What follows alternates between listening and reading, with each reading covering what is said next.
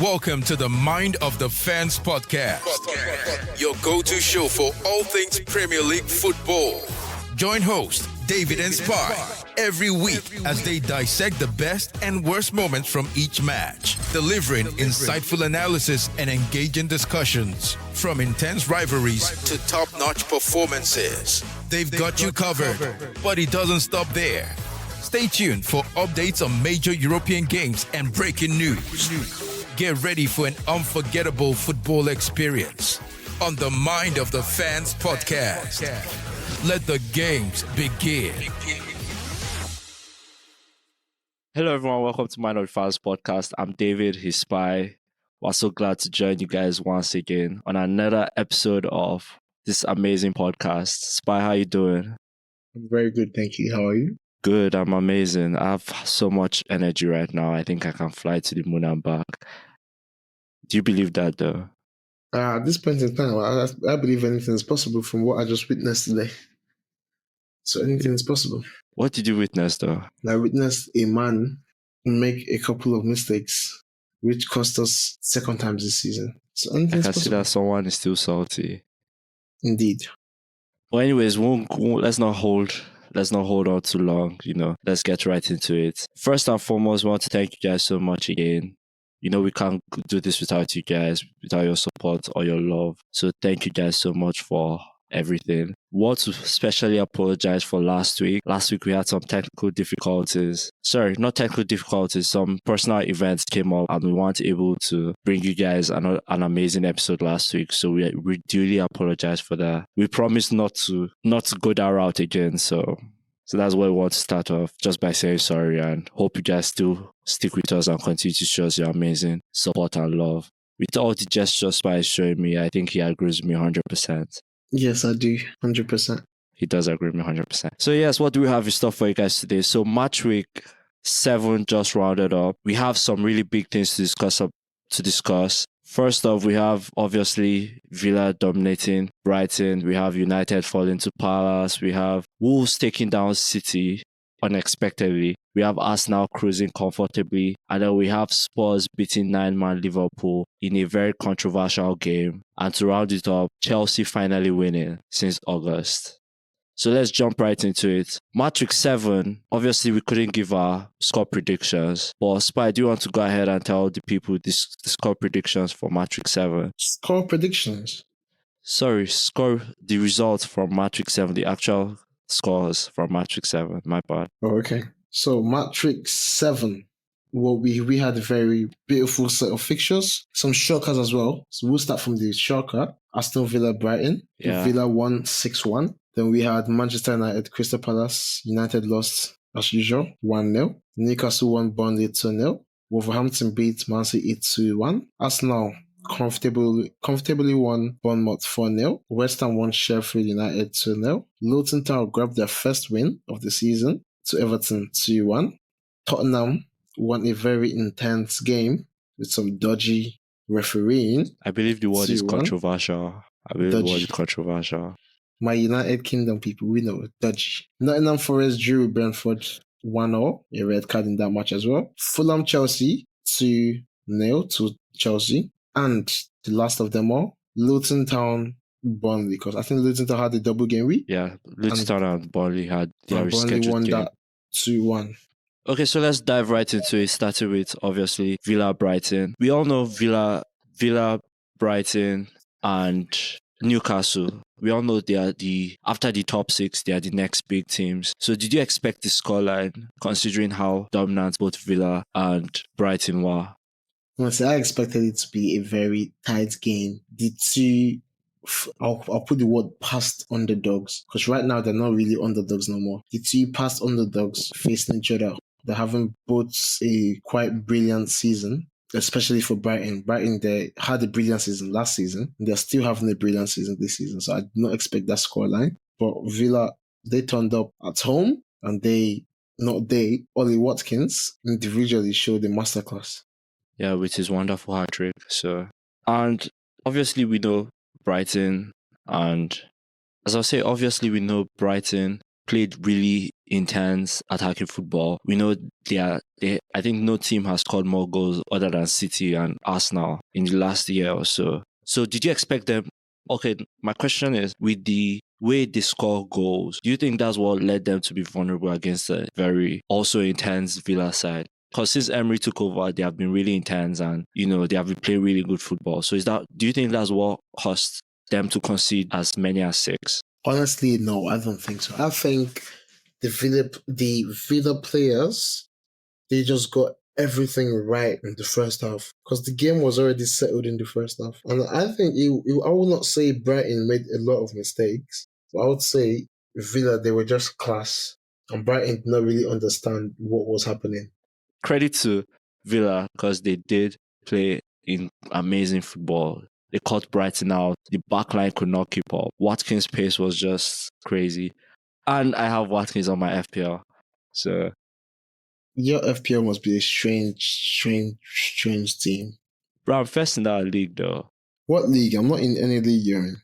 Bro, I don't know how you're not in the league though. Like, all of us from like CFC. Oh, I'm not in that league anymore because that's a different account. I changed my account. But my FPL team, I'm chilling. I'm literally top 200,000. I am chilling. But do you have Watkins? No, I don't actually. No. Do you have Son? No, I don't. I don't need them. I see. Yeah. Well, I have Son. I have Watkins. I'm actually enjoying life as an FPL manager. So anyway, moving on to the next game. What's the next game, Spy? What should we move on to? I think what we should touch in the next game, I think we'll go to the Man U match. We'll go to Man U match. Lovely. So obviously United losing 1-0 to Palace at home. I think this is their second loss in 4 games at Old Trafford since they lost to Brighton. Yes, this is their second loss at Old Trafford since they lost to Brighton. So looking at the game, obviously, I don't want to say United played badly, but then you could see there was no structure in the team in any way. Like, no structure in the team. You could see Casemiro playing attacking midfield instead of him being the 4. Bruno was playing right wing, pretty much. There was no difference between attacking and defending. And even with that, though, I still think there's a little bit of hope because Palace couldn't score more than 1. And obviously, their goal was just really good. Like, Palace, that goal was just really good. It was a good play, but I still go back to the fact that we won Palace during the week. Yeah. So why couldn't we repeat the job when United? I mean, it's one of those things where I think when I look at it, it's one of those things where the team that loses in the week comes and is like, we're not going to allow them beat us twice type of thing. I kind of guessed as much. Yeah, I expected because it's something that this happened last season. We played the team during the week. We won them. Then during the match day, they won us. No. It didn't happen last season. It was West Ham. You guys played West Ham midweek and then you played them the following match week. But then you guys beat them both times. I think it also happened last season as well. We lost one. It's either we lost to them during the week and then we won them on the weekend or vice versa. So if you couldn't have beat West Ham during the week. No, West Ham. That was probably a different team. I don't think it's West Ham. Probably, yeah. Maybe I'll probably think of that. But yeah, but then as it goes back again to, obviously United won.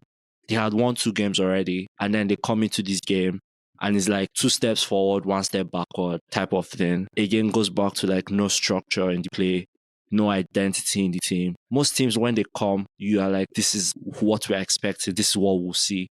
But with United, we do not see anything, no structure. We do not see any identity. It's like, okay, just give the ball to Bruno. Bruno sends it to Rashford down the wing. And Rashford's run. And then he doesn't pass. He just cuts in and tries to finesse it. And today, that he was meant to do that run and shoot like he always does without passing. Today, he decided to be unselfish. Fair enough, he worked out for the first goal for Ramos Højlund, but the second chance he got 1v1 and he's trying to score it. Yeah, just for reference, we're recording this on Tuesday. United obviously played today Champions League against Galatasaray at Old Trafford and they lost 3-2. Rosemary Højlund with the brace and one of the goals assisted by Rashford. So, but still, and I was watching that game, and I don't want to go too deep into UEFA Champions because that's not what we're discussing. But I was watching that game, and to a certain level there was structure. But then in the offensive side there was structure in the offense. But in the defense, where we come to the defense, the mistakes were just stupid.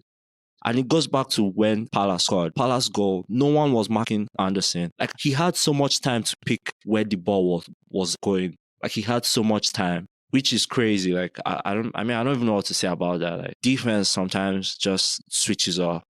Well, 95% of the time it just switches off. Whenever we go, we have like a good run of play, or we create chances, or we score. The defense just goes blank for like 5-10 minutes. And that's when teams find and Exactly.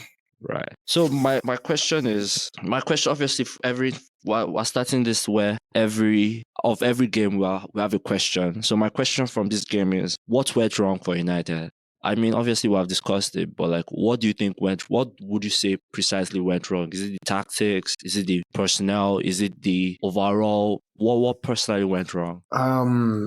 On the weekend, what went wrong is what we're still on. The back line. The quality is there, but the chemistry, they keep switching off and they don't have that standing figure like Martinez, that standing figure, that outspoken person to tell them you're not in the right place. During the weekend, you could say Anderson, he had time, space, ages, he had minutes on the ball. Today again, you could also say the Galatasaray midfielder, he had pockets of space that no one picked up. Zaha was able to get in behind, but back to Premier League. The centre-backs, like if you see the Varane and Martinez combination, you see that Martinez is the butcher, the outspoken one. Yeah. He commands the back line, he does this, he does that. As little as he is, I respect him for that. But when you have Varane and Lindelof or Johnny Evans or whatever, there is no outspoken person. And Bruno Fernandes is not, as the captain, he's not going to tell the defense how to run their job. So there's no leader in that back line. So it's just like everyone is playing individual football. That's why I bring it back to chemistry. Chemistry is not there. And that needs to be sorted out. Either Onana speaks to his defenders and also speaks himself, because he's, at the end of the day, your defense also has to have a keeper to lay back on, a keeper they can trust. And nowadays, looking like Onana is not very trustworthy. Yeah, so exactly. They just need to sort that out. And I think because the chances are there for United, the goals are kind of there, but the chances most especially are there.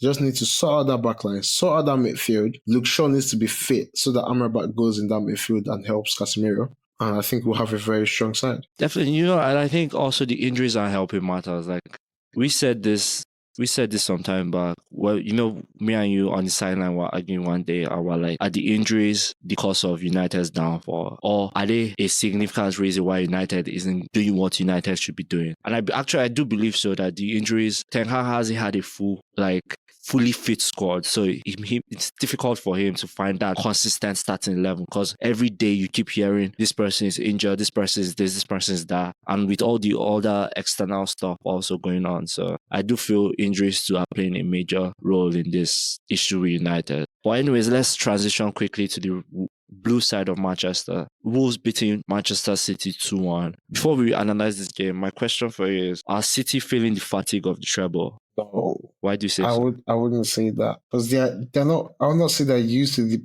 treble or whatever, but I would say they're used to challenging for all three. So it's not fatigue anymore. Fatigue, yeah, from the maybe celebrations and whatever, but I don't think that affects you in the season. I think maybe first 3 games, maybe the game against Arsenal or Community Shield, it could have affected them. But now the season has started, you've had your break, you've had your rehabilitation, whatsoever you call it, and you're back on form. What it is for the past 4-5 years of Pep Guardiola being in Manchester City, he has had a problem with 2 teams, Wolverhampton and Southampton. And I don't think he has gotten the right tactics to beat those 2 teams for the past 5 years he's been in Manchester City. Check all the results.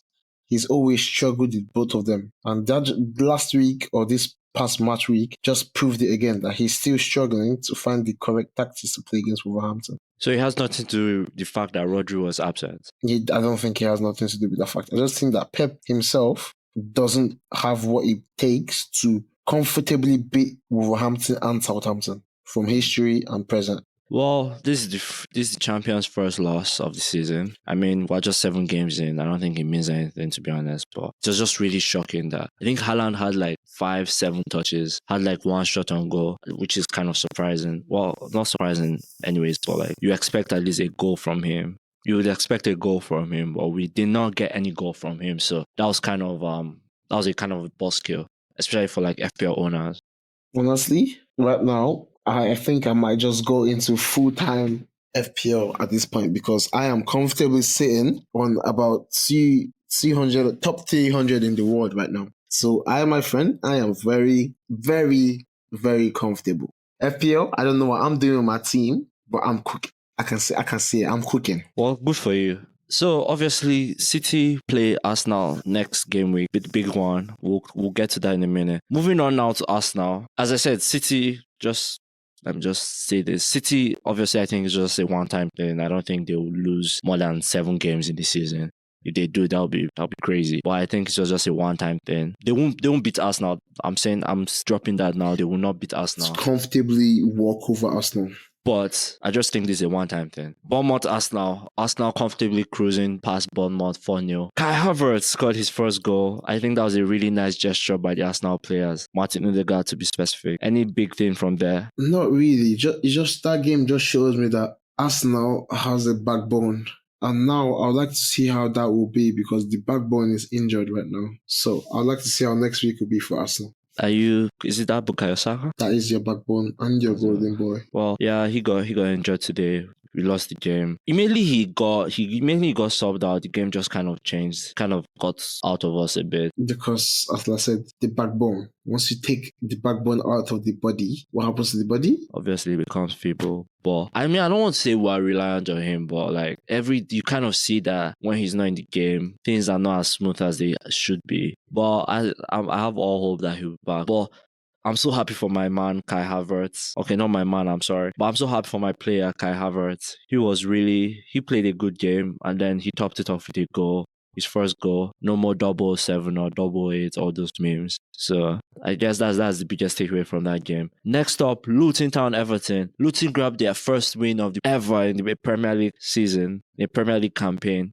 against Everton. Apparently, Everton were on a roll. They had some vibe going on, but then Luton kind of extinguished it. How many games do you see Luton Town winning? 1. So they only beat Everton and that's it. That's it. I mean, they did lose to Burnley too, who also grabbed their first win back in the Premier League today, also against Luton Town. So I'm sorry, yeah, Luton Town. Yes, you have done a whole dream promotion, dream campaign, whatsoever. But that dream, it has to end in the sense of you need to spend money. Because right now you're bringing boys that have no experience. Put in your mind that if you see the skill gap between Championship and Premier League, that's a conversation that I just recently saw. Like that, there's a really big skill. If you see the skill gap between those two, and now you're bringing boys that not just come from Championship, no, they came from, I will use the word Sunday League, yeah, or Saturday League rather, and they did the whole mission to the Premier League, and now they got the money. Yes, you have to renovate your stadium. Your stadium is in people's backyards. We understand that. But you also need to spend money. You've done the dream. Now you need to have some experience. Some people that know what it's like to play in the Premier League. Some people that understand the tempo the Premier League is all about. Because check this out. First game of Luton Town this season against Brighton. First 20 minutes they were in the game. Yeah, we did talk about it, yeah. And after that, boom. Brighton showed them that, listen, you're new here. First 20 minutes, you still have 70 to go? And that's it. Brighton showed them that this is Premier League. This is not Championship. This is not League One. This is Premier League. And they've been struggling. And good thing they found their rhythm against Everton, which I just feel like it's not even going to be. They didn't find the rhythm. They just found a team that is struggling.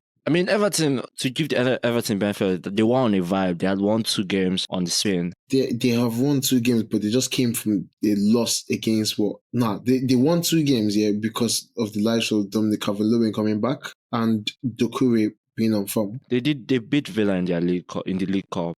So yeah, they were on a roll, but at the end of the day, Everton is not that organized team that they used to be with the lives of Sigurdsson, Richarlison, so on and so forth. Everton is different now. They have lives of, don't get me wrong, Dominic Calvert-Lewin, he is a class player, but I'm sorry, you need something else. Yeah. So, good thing they won Villa, yeah, but Luton Town, all they needed to do was to be organized and get them chances, finish them off, and that's what they did. Yeah. But I don't think that is going to happen again for Luton Town unless this January coming, they do some big money transfers. Well, then I guess you have probably answered my question for this game. My question for the game was, what does the win then mean for Luton Town? What does it do for them? Obviously they lost to Burnley today, but do you think that would be like It gives them at least stepping stone, a bit of confidence. I'm pretty sure they had a little celebration within the team after the game. It felt good. And yeah, confidence, the drive to, try not to get relegated, because the relegated mentality starts from now. Try not to get relegated, stay in the Premier League for like one more season, and then they will understand what it's really about. January coming, they need to make some transfers. By the way, Luton Town, I'm available. Have Premier League experience in FIFA. So yeah. Well, don't we all? Play my career at 247. Not my career, sorry. Play a career at 247. No, play a career at 247. I'm different. We definitely 100% have Premier League experience. 100%. Yes. Okay, moving on to the next one, Burnley, Newcastle. Obviously, Burnley lost that game and they ended up beating Luton Town today, got their first win. If you remember very well my predictions, I was like, I'm not worried for Burnley. When it clicks, it will click, and we'll see what they have in store. Any big thing from there? From the Burnley game? Both games against Newcastle and then obviously against Luton Town. They lost to Newcastle 2-0. Against Newcastle, you don't go to St. James's Park and expect something. I'm pretty sure Newcastle was at home, right? Yeah. You don't go to St. James's Park and expect something. I'm sorry, but Eddie Howe is not going to allow that. And Burnley, credit to Vincent Kompany. Yeah. Credit to him for, giving us just coming off a defeat in the same space of 2 days? 2 days, both back-to-back away games. Yeah, in the space of 2 days on the road, and you're getting a victory. I mean, not against a big team, but against your fellow Luton Town, yeah. I wouldn't say fellow. I mean, fellow team from like the Championship. Yeah, basically. So, credit to them for the bounce back. That will give the boys confidence for the next game week. Yeah, and we'll get to who they are playing in a minute. Let's talk about fellow promoted side, Sheffield. Obviously lost to West Ham at the London Stadium. Anything from there? Are you worried for Sheffield? They need to start getting those results, right? Well, they need to. They really need to, because by game week 12, we can already predict who's going to get relegated. Even right now, I can see the signs. And Sheffield United, they have they have just 1 point. Yes, they are bottom of the league with just 1 point. Just 1 point, and they need to start getting victories or draws, or they just need to do something, because very soon it's going to go downhill for them. Yeah, because they have conceded 19 goals. Okay, let's move on to the next game, the big one of the match week. Liverpool, Spurs were at home, obviously, with all the controversies. Other than the controversies, do you think Spurs deserve to win the game? Spurs. Well, like I said about that game is Spurs, they did not really deserve to win the game. But like I keep saying, once James Maddison is injured, Spurs is going to fall. In that game, you could see him setting up Son 2 times, if I'm not mistaken. No, Richarlison set up 1. Okay. Yeah. Richarlison set up 1. Yeah. You see, the second goal, he set up Richarlison. Sorry, he set up Son. Beautiful pass, by the way. But you could see that threat when Maddison's up there. If Maddison gets injured, I'm sorry, but Bentancur is not a replacement. Yeah. Spurs is going to go downhill once he gets injured. And we all know James Maddison cannot go a season without having a taste of injury. I mean, hopefully, I hope he doesn't get injured. But also, I have 3 questions from that game. 3 really important questions. The first one, the 2 red cards, do you think they should have been red cards? Of course not. Especially Diego Jota's. His own was criminal. I think Liverpool need to appeal for that. Because the first yellow card was not even... It was meant to be a stimulation against the other team. Because he did not even attempt. He was just jogging back, trying to keep up with him. He did not attempt to play the ball. He did not even attempt to look at it. He was jogging back casually and laced whatever tangled, or it not even look like a tangle. It looked like Odogi. That's the name. Yeah, it looked like a little click. When I saw the review, I didn't see any touch. I didn't see any touch. You basically don't see nothing. But from the ref's point of view, we saw Jota's legs too close to his legs, and you know what can happen with that. But at least that is not meant to be a yellow card. At most, a warning at most. Exactly. So his red card was just criminal. Curtis Jones. Curtis Jones, he was late. So I think the ref was spot on that decision. He was late and he was a bit high. I mean, he was. You could see. I mean, I don't think there was any ill intent to it though, considering his feet slid off the ball. I mean, yeah, pretty much. I get what you're saying, but yeah. We can debate it from now to Thy Kingdom Come, and I think it won't change. And yeah, we can literally debate it from now to Thy Kingdom Come, and it will probably not change anything. But the next controversy, obviously, Luis Diaz's goal that was ruled offside. The refereeing body released the audio from that match. That is criminal. That audio, I don't know if you have heard the audio. That audio is criminal. Like, I feel like they should replay that game because of that. What was the audio? Oh no, I can't. I wish I could play it for you right now, but that audio is criminal. What was said? What was said was that the VAR guys thought it was the on-field ruling was a goal. So they checked it and they're like, yeah, he's a goal. That's a clean goal. And then the person checking the stuff, doing all the lines and stuff, tells the fourth official in the VR room that that's a goal. And he tells them, okay, yeah, check complete. On-field decision correct. Thinking he meant it was a goal. But then when they realized that it was given as offside, the person checking the screen, the lines and all that stuff, tells the fourth official. And the fourth official is like trying to get the attention of the referee and telling him, but that's not right. They should stop the game. And the referee is like, there's nothing he can do. Because they had already restarted. Once the ball is already in play, he can't stop the ball. They had already played the free kick. They couldn't stop the ball. Like, do you see what's going on? I think that was really criminal. Badly. That was bad. The whole game, the whole cards, the whole offside rule, the whole game itself was just criminal. I think the referee had a bet on the squad on Tottenham to win, and he wasn't trying to lose money that day. So I'll assume you're just joking, but that's not. I'll assume you're just joking with that. But I mean, credit to Liverpool. Even with the 9 men, they still played really resilient football. Almost going for the draw, almost taking the point. They could have probably taken all 3 points, but the Matip own goal, that was a really sad moment. I think that was a really sad moment. Yeah, 100%. Because your team is grafting up to the last minute, and then you get unlucky, and the own goal stands. So. And the amount of VAR apologies just from like January of last season. No, sorry, just from like last season have been a lot. Like number of games where you hear human error. Like it's just at a point now it just becomes really annoying when you hear we are literally seeing it on the field. We're seeing that he's onside and they are still making mistakes. Like when does it change? Like when does it really change? I'm not a Liverpool fan, but I really feel pissed for them because it happened to Arsenal too against United and happened against Brentford last season. So it just becomes really annoying. Anyways, let's move on from there. Before we round up, let's talk about Chelsea. Chelsea finally won, scored 2 goals. Mykhailo Modric finally scored. That should mean something now, doesn't it?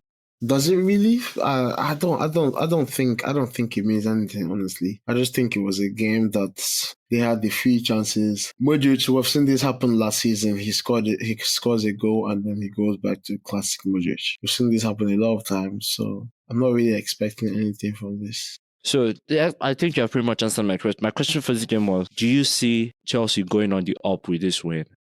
My answer to your question is no, I don't see it. They still have a lot to do. So this is like a 2 steps forward, 1 step back, 5 steps backward type thing. Yeah, basically, yeah. But yeah, credit to Chelsea, Mykhailo Modric with the first goal, and Boha obviously starting since August after his ACL. I think it was ACL injury, coming back to the starting lineup and scored.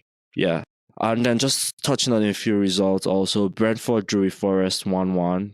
Nothing too serious there. I think Brentford looked to be coming back. I think in the past 3 games they have played, they haven't looked their best. Obviously got beaten at Everton, right? Yeah, they got beaten by Everton 3-1. Then got beat by Newcastle 1-0. Then lost to Arsenal in the League Cup. So, and they play United next. So I think their second half performance against Forest really showed considerable growth, that they are probably going back and heading in the right direction. So I think that's the only thing we'll see on that game. Let us move on to our match week 8 prediction. Match week before the international break. Yes, this is the match week before the international break, the October international break. So, Spy, your match week 8 predictions. Let's go. Luton Spurs. Spurs comfortable win 4-1. Spurs comfortable win 4-1. Sheffield, Fulham Sheffield. Fulham to win 2-0. Burnley Chelsea. Chelsea to win 1-0. United Brentford. United to bounce back from the defeats against Galatasaray. So I'll say United to win 3-1. Everton Bournemouth. Ooh, Dominic Solanke specialty. Bournemouth to win 2-1. Palace Forest. I'll go for a Forest to win 1-0. Brighton Liverpool. Brighton Liverpool. Okay, I need to wait because you said what? Brighton what? That is going to be interesting. Brighton just coming up from defeat. I would like to see, but I'll give it to whose home is it? Is it Anfield? Brighton. No. Brighton. I can give you a draw there. I can say 2-2 draw. 2-2 draw. Okay. Yeah. West Ham Newcastle at the London Stadium. West Ham Newcastle. Newcastle to win 1-0.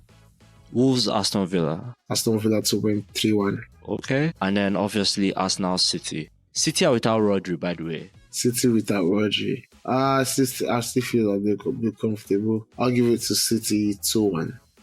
Why? So you don't think this Arsenal team can beat? You know, if Rodri was in the team as an Arsenal fan, I wouldn't be that as confident as I am right now without Rodri in the lineup. So do you still think without Rodri in the lineup, City will beat Arsenal 2-1? You still think City will beat Arsenal 2-1? 100%. 100%. Okay. Well, I hope I'm correct, and I think that it will go the other way around. Either a 2-1 win for Arsenal or 2-0 victory for Arsenal. So, well, that's pretty much all we have for you guys this week. Try to keep it short and concise and precise as possible. As I said, we appreciate you guys a lot. Thank you guys for all your support. Thank you guys for all the love. I'm David, his spy. We'll see you guys next week after match week 8. Stay safe. We're out.